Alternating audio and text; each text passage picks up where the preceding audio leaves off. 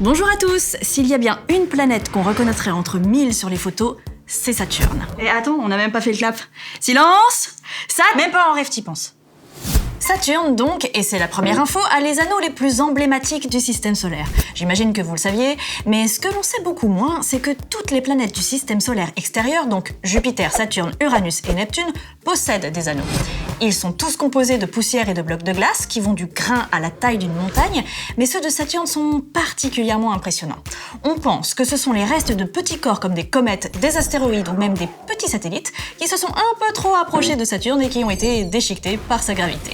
Ah ouais, alors en fait les anneaux on croit que c'est super beau, mais c'est juste des cimetières de comètes démembrées.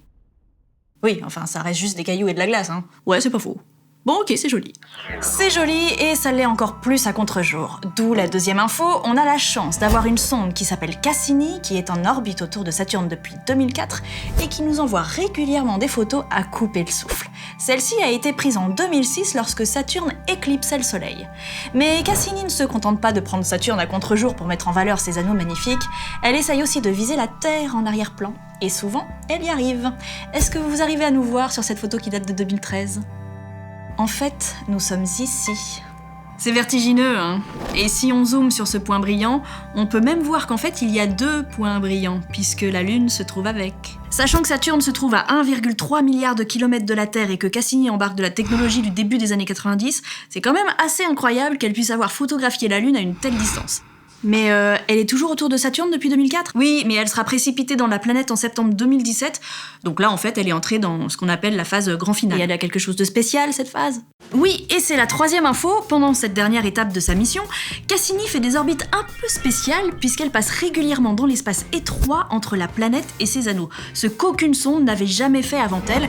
C'est donc un endroit tout à fait inexploré. Mais étroit comment ? Parce que je vous connais, hein, quand un astéroïde passe à 1 million de bornes, vous dites qu'il frôle la Terre. Alors là, c'est quoi, genre pareil ? Non, là, ça fait 2400 km de large. Ouais, ok.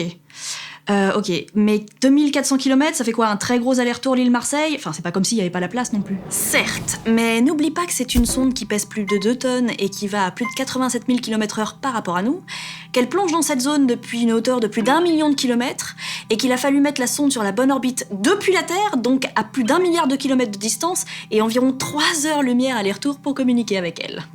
Ah ouais ? Ah ouais. En gros, c'est comme si une cigogne livrait un nouveau-né par un drone programmé à l'avance qui devrait laisser tomber le bébé d'une hauteur de 500 mètres en visant assez bien pour qu'il passe en plein centre d'une zone large d'1,20 m. Ah la vache. Tu m'étonnes qu'il y ait des gens avec un pet au casque. Mais non. Mais c'est pas vraiment comme ça que les bébés viennent au monde. Bon, bref, pour le premier passage, les scientifiques avaient positionné la sonde de manière à ce que son antenne lui serve de bouclier pour protéger les instruments des impacts de débris. Et puis en fait, ça n'a servi à rien parce que cette zone est complètement vide. Elle n'a rencontré quasiment aucune particule lors de ce premier passage, et c'est un grand mystère pour les chercheurs, mais en revanche, ça arrange beaucoup les ingénieurs. La quatrième info, c'est qu'on ne connaît toujours pas précisément la durée d'une journée sur Saturne. Calculer le temps que met un astre rocheux à tourner sur lui-même, c'est pas très compliqué, hein. Il suffit de repérer un point précis, de lancer un chronomètre, de laisser la planète tourner et d'arrêter le chronomètre quand le point précis a fait un tour complet. Mais allez trouver un point fixe sur une planète gazeuse. Du coup, il faut trouver une autre astuce. Mesurer la rotation de son noyau, par exemple, la périodicité de son champ magnétique. Le problème, c'est qu'à chaque fois qu'on reçoit des données, ça ne donne jamais le même résultat. Alors pour le moment, on estime la durée du jour saturnien entre 10h32 et 10h48. Plus précis, on sait pas faire pour le moment. Ah, mais tout s'explique. La SNCF, elle a été conçue sur Saturne, en fait. Oh, mais non. Non. Bon, j'en étais où, moi ? Oui, cinquième info. Saturne possède une atmosphère, donc une météo.